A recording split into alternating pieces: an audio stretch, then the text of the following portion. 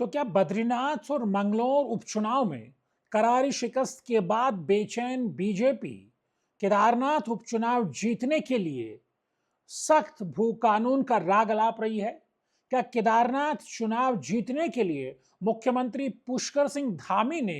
यह ऐलान किया है कि अगले बजट सत्र में उत्तराखंड को सशक्त भू कानून मिल जाएगा?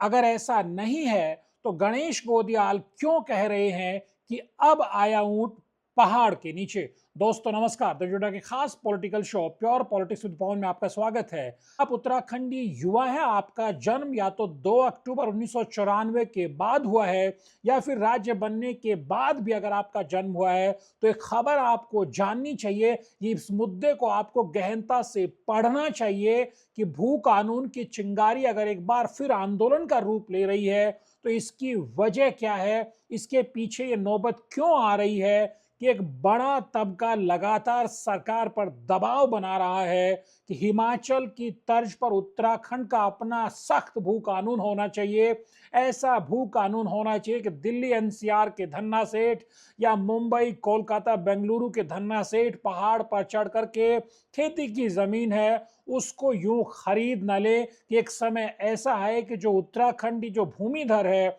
वो भूमिहीन हो जाए, इस तरह के हालात न बन जाएं और लगातार इस सीमांत राज्य में पलायन तेजी से बढ़ता रहे। इस मुद्दे पर हम बात करेंगे, लेकिन पहले इसके पॉलिटिकल एस्पेक्ट समझने की कोशिश करते हैं, क्योंकि आप जानते हैं कि मुख्यमंत्री पुष्कर सिंह धामी ने जैसे ही ऐलान किया कि हमारी सरकार ने ही कड़े और बड़े फैसले लिए हैं और हम ही सशक्त भू कानून भी उत्तराखंड को देंगे और मूल निवास का जो मसला है उसका भी समाधान देंगे, उसके बाद जिस अंदाज में कांग्रेस के वरिष्ठ नेता गणेश गोदियाल ने धामी सरकार पर हमला बोलते हुए कहा है, बीजेपी पर हमला बोलते हुए कहा कि ये बद्रीनाथ और मंगलौर उपचुनाव की हार का नतीजा है कि सरकार अब जनता की बातों को, जनता के दर्द को, जनता के मन की बात को समझ पा रही है। मुख्यमंत्री ने किस अंदाज में डंके की चोट पर कहा कि उनकी सरकार बनने के बाद से, उनकी से मतलब मुख्यमंत्री पुष्कर सिंह धामी के सत्ता में आने के बाद से कई अटके हुए मामलों पर एक्शन हुआ है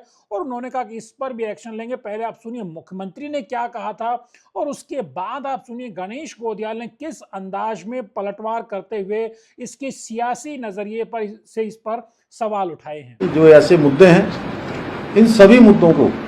लेकर हम हमेशा से संवेदनशील रहे हैं। हम संवेदनशील हैं और अगले बजट सत्र में हम उत्तराखंड की जो भौगोलिक परिस्थितियों के अनुरूप, इस पर चूंकि पहले से एक कमेटी बनी हुई है, कमेटी काम कर रही है, प्रारूप बनाने के लिए कमेटी का गठन भी किया हुआ है, मुख्य सचिव की अध्यक्षता में उसमें काम चल रहा है और इसके अनुरूप एक वृहद भू कानून लाने के लिए हम प्रयासरत हैं। मैं प्रदेश के नागरिकों को मैं ये एक बात कहना चाहता हूं कि देखिए, ये जो आज ऊंट पहाड़ के नीचे आया, ये ताकत सिर्फ आप लोगों की ताकत है। आप लोगों की ताकत है कि ऊंट को पहाड़ के नीचे कैसे लाया जाए। आप जानते हैं कि यही वो सरकार है जो बड़े दंभ के साथ किसी भी बात को कहती थी और आज वही ये सरकार है जो आपकी बात पर रिएक्ट करने सामने आ रही है और जो बातें उठ रही हैं उन पर चिंता व्यक्त कर रही है। अगर बद्रीनाथ विधानसभा में सरकार घुटने के बल नहीं आती, जनता उनको घुटने के बल नहीं लाती, अगर वहां पर मंगलौर में अगर ये सरकार, उनकी पार्टी अगर चुनाव नहीं हारी होती तो निश्चित रूप में इन बातों का कोई मतलब नहीं रह जाता कि सड़कों पर कौन क्या बात कह रहा है और क्या आंदोलन कर रहा है। ये इसी बात का नतीजा है कि जब सरकार का ऊंट पहाड़ के नीचे आया तो तब सरकार इस बात पर चिंता आज जाहिर कर रही है और कह रही है कि हम आने वाले वक्त में इसके लिए कानून बनाएंगे। मैं उम्मीद करता हूं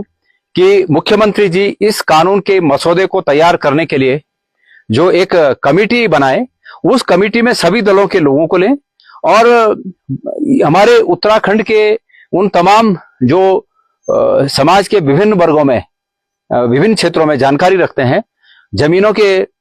कानूनों के बारे में जानकारी रखते हैं, उत्तराखंड की समस्याओं के बारे में जानकारी रखते हैं, उनमें से एक एक नुमाइंदे को, राजनीतिक दलों के लोगों को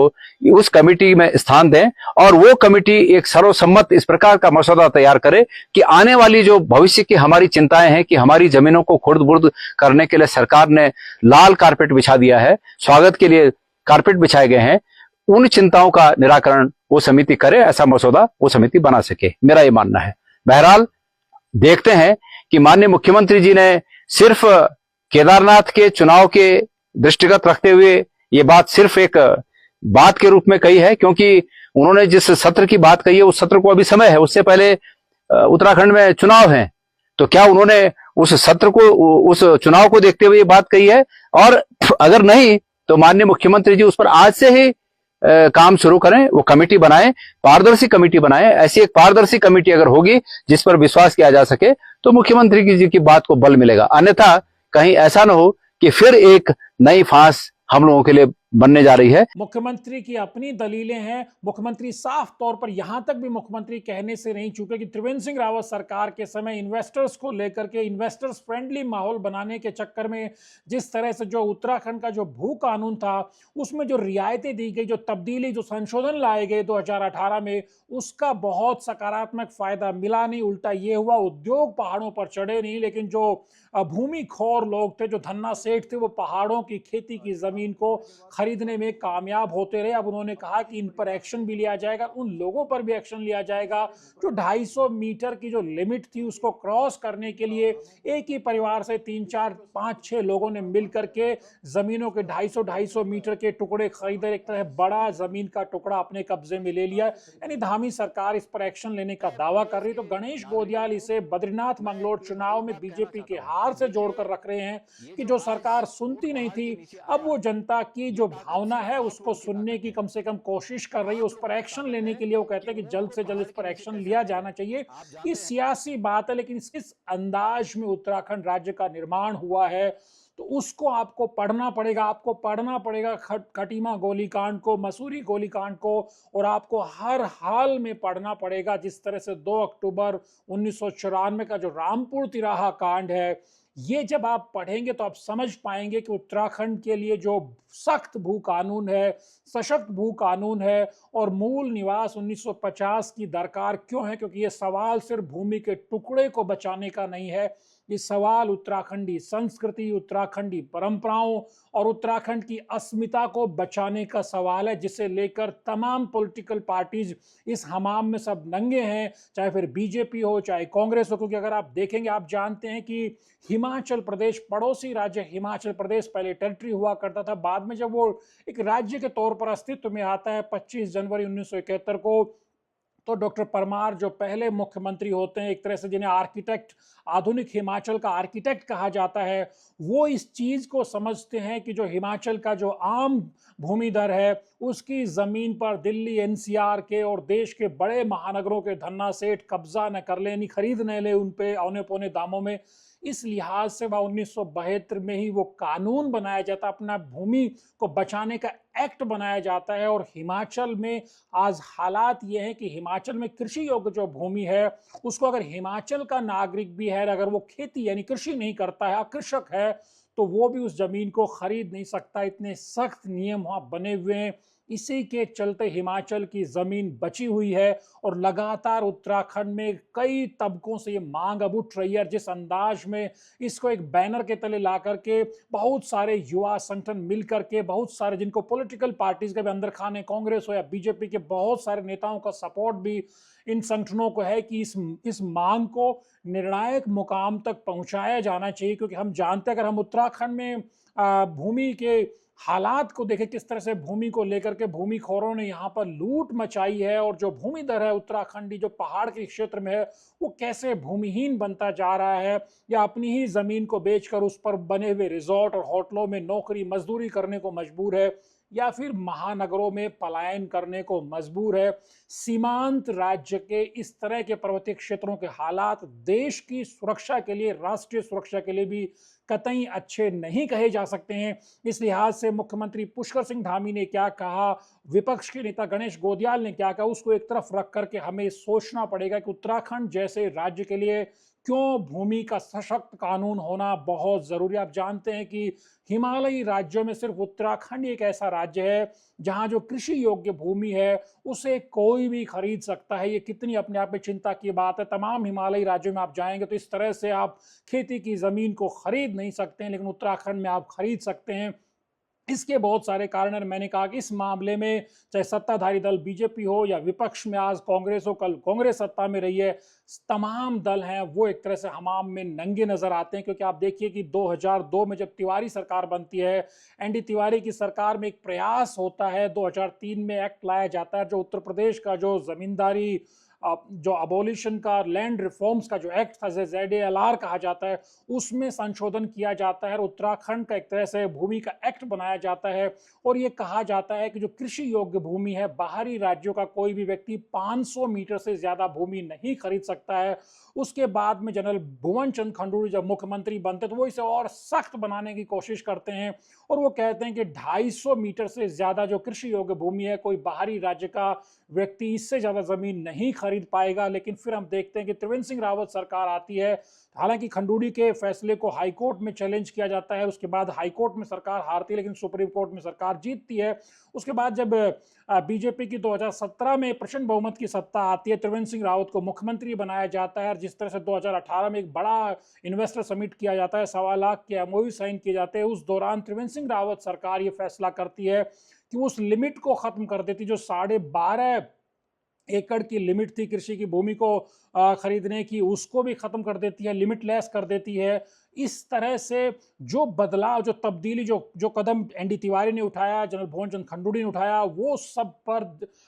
त्रिवेंद्र सिंह रावत सरकार में पानी फेर दिया जाता है, सिर्फ इस मकसद से कि पहाड़ों में उद्योग चढ़ेगा। भले मुख्यमंत्री रहते त्रिवेंद्र सिंह रावत की मंशा रही हो कि इस बहाने जब हम छूट देंगे उद्योगपतियों को, पहाड़ों में जमीन खरीदने की कोई लिमिट नहीं रहेगी, किसी तरह की बाउंडेशन नहीं रहेगी, तो शायद वो जमीनें खरीदेंगे तो वहाँ बहुत सारा इंडस्ट्री भी बनेगी, बहुत सारा रोजगार भी आएगा। लेकिन आप जानते हैं कि 2018 से लेकर के आज 2024 में जब हम बैठे हैं, बहुत बदलाव कहीं नजर आता हुआ नजर नहीं आया। बहुत इंडस्ट्री पहाड़ नहीं चढ़ी, उल्टा ये अलग बात है कि इसका फायदा उठा करके बहुत सारी जमीनें बाहरी लोगों ने खरीद ली हैं। इसकी तस्दीक खुद जब मुख्यमंत्री पुष्कर सिंह धामी जब सूबे के मुख्यमंत्री कहते हैं कि 2017-18 में जो संशोधन किया गया था ZALR में, उसका कोई फायदा, सकारात्मक फायदा राज्य को नहीं मिला है। उल्टा ये जरूर हुआ कि जमीनों पर कब्जे हो गए एक तरह से खरीद करके, और भूमिधर को भूमिहीन बनाने की एक तरह से कोशिशें होती नजर आ रही हैं। अभी संज्ञान में आया है कि 2017 में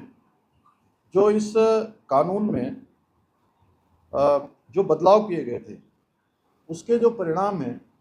वह भी बहुत सकारात्मक नहीं आए। जो पहले क्या था कि शासन स्तर पर उसकी अनुमति दी जाती थी, वो अनुमति जिलाधिकारियों को दे दी गई और उस जिला जो 12.5 एकड़ जो इसकी अधिकतम सीमा थी वो खत्म कर दी गई थी। ऐसे जो प्रावधान हैं इनकी भी समीक्षा करेंगे और आवश्यक होगा तो इन प्रावधानों को भी समाप्त करेंगे। अब अपने स्तर पर आप समझ सकते हैं कि हिमालयी राज्यों में कहीं भी आप कृषि योग्य भूमि नहीं खरीद सकते, तब उत्तराखंड में ऐसी खुली छूट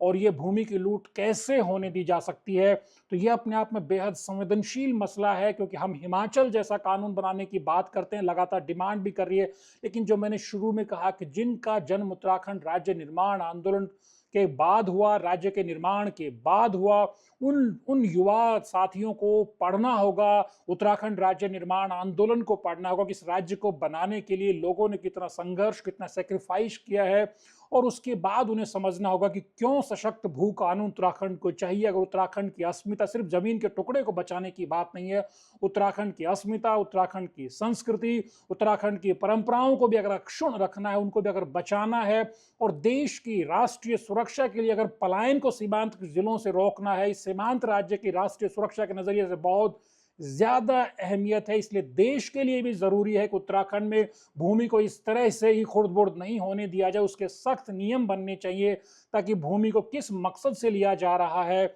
और जिलों के स्तर पर जो परमिशन की छूट दी गई थी, अब मुख्यमंत्री ने कहा कि उसको फिर प्रदेश के स्तर पर लाया जाएगा। नहीं, बहुत सारी चीजें हैं, लेकिन अपने स्तर पर पॉलिटिकल लिहाज से गणेश गोदियाल ने सवाल जरूर खड़े किए हैं, यानी कि धामी सरकार की, बीजेपी सरकार की मंशा पर सवाल खड़े किए कि अगर आपको कदम उठाने हैं तो बजट सत्र का इंतजार क्यों कर रहे हैं आप। अभी जो विंटर सेशन आएगा उसमें भी आप कदम उठा सकते, क्योंकि आप जानते हैं कि पहले मुख्यमंत्री पुष्कर सिंह धामी ने जो पूर्व मुख्य सचिव सुभाष कुमार की अध्यक्षता में कमेटी बनाई थी, कमेटी अपनी रिपोर्ट 2022 में सितंबर में ही, यानी 2 साल पहले दे चुकी है। उसके बाद एक तरह से ड्राफ्ट कमेटी, प्रारूप समिति चीफ सेक्रेटरी राधा रतोड़ी की अगुवाई में बनी हुई है, वो अपने तरीके से इसका अध्ययन और इसके ड्राफ्टिंग करने की कोशिश कर रही है। बड़ा सवाल यह है कि इस पर बहुत सारा विमर्श विचार सरकारों के बीच में, पॉलिटिकल पार्टीज के बीच में, सत्ता पक्ष और विपक्ष के बीच में नूरा कुश्ती होती रही है। अब जरूरत है कि इस मामले के समाधान, कंक्लूजन की तरफ बढ़ना चाहिए। और यह सही बात है कि इसमें सत्ता पक्ष और विपक्ष ने सर्वदलीय एक आम राय बना करके किस तरह से उत्तराखंड की जो भूमि है, पर्वतीय क्षेत्रों की जमीन, उसे बचाया जाए। क्योंकि आप जानते हैं कि वैसे ही उत्तराखंड के पास जो कृषि योग्य भूमि बहुत ज्यादा नहीं है। पूरी जो राज्य की जो भूमि का क्षेत्रफल है उसमें आप देखेंगे करीब 13.5-14% के आसपास जो लैंड है वही एग्रीकल्चरल लैंड है। उसमें भी हम जानते हैं कि हर साल किस तरह से डिजास्टर्स आते हैं, आपदा आती है, भूस्खलन होता है, लैंडस्लाइड होने के चलते कितनी जो कृषि योग्य भूमि है वो तबाह हो जाती है। यानी सरकार के पास बहुत सारा ऐसा डेटा भी नहीं होगा कि कितनी जमीन इस तरह की जो नेचुरल कैलेमिटीज का शिकार हो जाती है। ये बहुत सारे सवाल है, क्योंकि हमने पहले ही औद्योगिकरण के नाम पर उत्तराखंड की जो कितनी एग्रीकल्चरल लैंड पर, चाहे फिर रेल प्रोजेक्ट हो, चाहे रोड प्रोजेक्ट हो, हाईवेज के प्रोजेक्ट हो, बहुत सारा जो इंफ्रास्ट्रक्चर खड़ा करने के नाम पे बहुत सारी एग्रीकल्चर लैंड है वो मैदानी क्षेत्रों में, पर्वतीय क्षेत्रों में हमने स्वाहा कर दी है, उसको हमने दे दिया है। अब बड़ा सवाल ये जो जमीन बची है उस जमीन को बचाने की बेहद ज्यादा सख्त जरूरत है। और अब अगर मुख्यमंत्री पुष्कर सिंह धामी ने कहा है कि वो सख्ती के साथ इस पर कदम बढ़ाएंगे, एक सख्त भू कानून लेकर के आएंगे, तो हमें ये उम्मीद करनी चाहिए कि बहुत जल्दी सरकार इस दिशा में आगे बढ़े और एक कंस्ट्रक्टिव डायलॉग सत्ता पक्ष और विपक्ष में के बीच में हो, ताकि इस मसले का समाधान हो और हम भी कह सकें कि उत्तराखंड के पास भी हिमाचल की तर्ज पर अपना सशक्त भू कानून और मूल निवास है। धनु चड्ढा के वीडियोज को लाइक कीजिए, शेयर कीजिए, चैनल को सब्सक्राइब करना मत भूलिए। नमस्कार।